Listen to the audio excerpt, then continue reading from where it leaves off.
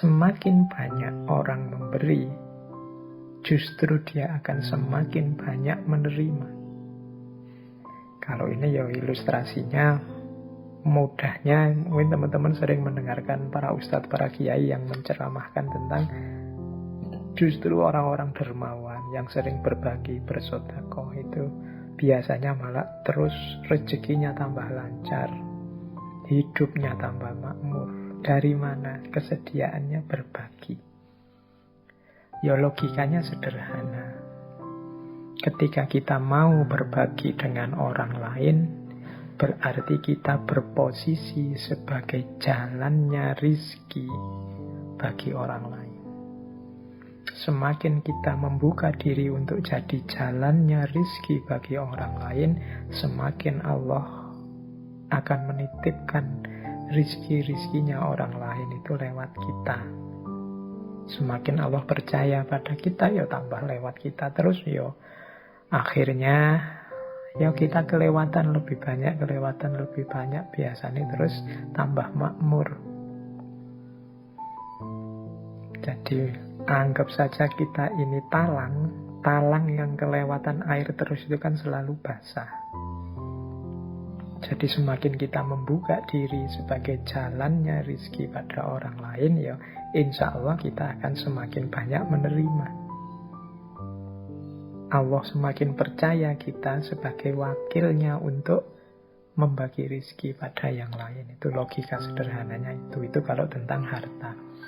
Kalau tentang ilmu, ya mudahnya kita contoh ngaji ini ya. Saya di beberapa kesempatan menyampaikan, mungkin teman-teman merasa mendengarkan ngaji ini dapat wawasan-wawasan baru. Kalau teman-teman jeli, yang paling beruntung dengan wawasan-wawasan baru dari ngaji ini itu saya.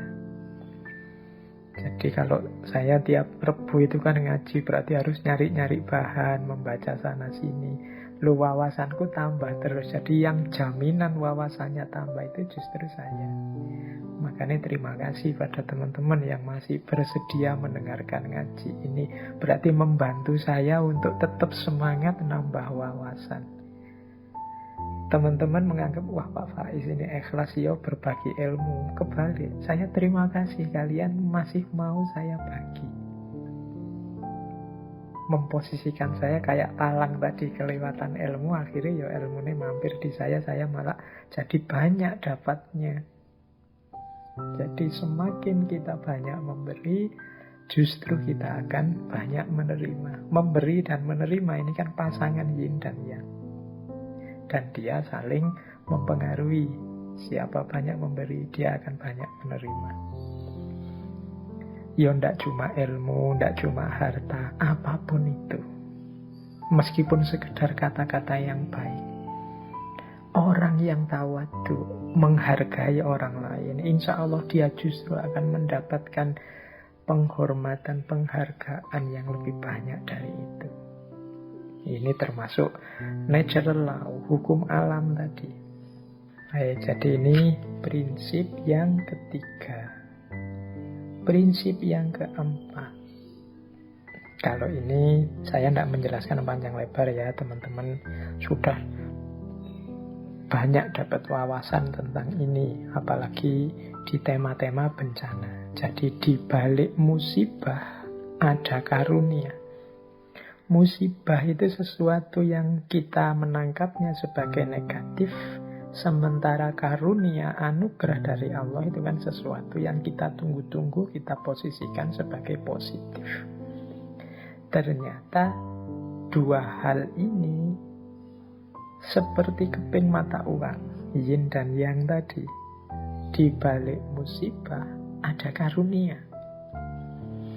Kita diberi pandemi ini, sebenarnya hikmahnya, manfaatnya banyak luar biasa, kecuali yang tidak mau membaca dan memanfaatkan momen pandemi ini dengan segala dinamikanya. Ada sangat banyak karunia-karunia. Mungkin bagi banyak orang dengan musibah ini dia lebih dekat dengan keluarganya karena tidak boleh kemana-mana. Selama ini sibuk di kantor saja, sibuk kemana-mana kerja.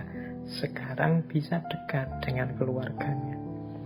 Mungkin bagi orang tertentu musibah ini membuatnya punya banyak kesempatan untuk mengupgrade kualitas dirinya. Banyak kesempatan untuk muhasabah, introspeksi, banyak kesempatan memperbaiki diri.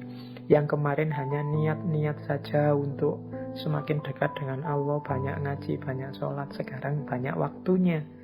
Kemarin banyak alasannya, sekarang alasannya sudah hilang, dibantu oleh corona. Banyak musibah yang membuahkan karunia. Dua hal yang seperti bertentangan ternyata hadirnya juga bersamaan.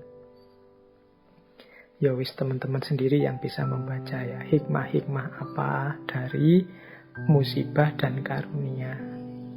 Mungkin kita pernah ngalami drop dalam hidup, tapi justru drop itu jadi titik balik kita bisa bangkit lagi secara luar biasa.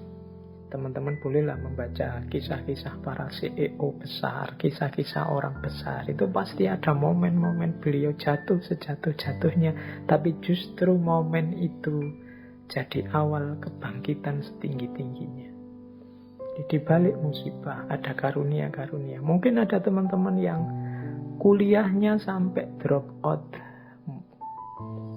tapi justru karena drop out itu dia akhirnya hidup dengan tidak mengandalkan ijazah dan gelar, dan ternyata dia lebih sukses dari itu. Nah, itu juga ada. Dan lain sebagainya. Jadi contoh-contoh bahwa musibah ternyata di balik itu ada karunia yang luar biasa. Seolah-olah bertentangan, tapi kehadirannya beriringan. Ada juga prinsip pujian membuat terlena, celaan membuat waspada. Pujian ini positif, celaan itu negatif. Tapi kadang-kadang justru kebalikannya. Yang positif membuahkan hal negatif, yang negatif membuahkan hal yang positif. Jadi kadang-kadang orang itu begitu banyak dipuji, dia terlena. Padahal dia dapat yang positif, malah buahnya negatif. Tapi ada orang yang sebaliknya. Ketika dicela banyak orang, dia terus introspeksi, waspada, jadi semakin baik. Jadi mengalami yang negatif membuahkan yang positif. Mengalami yang positif tapi malah membuahkan yang negatif. Inilah lekak-lekuknya hidup. Maka teman-teman harus selalu waspada, selalu hati-hati. Karena hidup ini punya yin yang-nya sendiri. Kalau sering dipuji orang, pujian itu tidak menambah apapun pada kualitas kita. Tapi sangat mungkin justru membuat kita terlena dan tergelincir. Celaan juga begitu. Celaan itu kalau kita memang baik dan dicela orang, celaan itu tidak mengubah yang baik jadi jelek. Dan kalau kita jelek dan dicela orang juga, ya yang jelek tetap jelek, tidak jadi baik karena dicela. Jadi ini komentar orang dari luar. Celaan itu kita posisikan negatif, pujian kita posisikan positif. Padahal kadang-kadang justru dengan celaan itu kita jadi terpacu untuk semakin baik. Sementara ketika dipuji orang, kita merasa sudah besar, sudah baik, sudah tinggi, sudah penting. Akhirnya kita terlena. Nah, hari ini kan peradabannya peradaban pujian dan celaan lewat komen-komen di medsos. Kita harus selalu waspada. Kita misalnya posting apa yang kelihatannya positif, bagus, terus yang like banyak, yang komen positif banyak, terus kita senang, terus kita bangga, kita merasa sudah besar, kita merasa sudah tinggi. Akhirnya justru kita mandek, wong merasa sudah besar. Akhirnya justru kita tergelincir. Sebaliknya kadang kita dikomentari jelek, kadang kita tidak dianggap, membuat kita terpacu untuk berkarya terus, lebih baik terus, dan sebagainya. Maka penting kita hati-hati, karena hidup ini ada yin ada yang. Ada pasangan-pasangan positif dan negatif. Yang positif pujian, ternyata ada pasangan sebaliknya, keterlenaan, ketidakwaspadaan. Yang negatif celaan, ternyata ada pasangan sebaliknya, keterpacuan, semangat untuk lebih baik.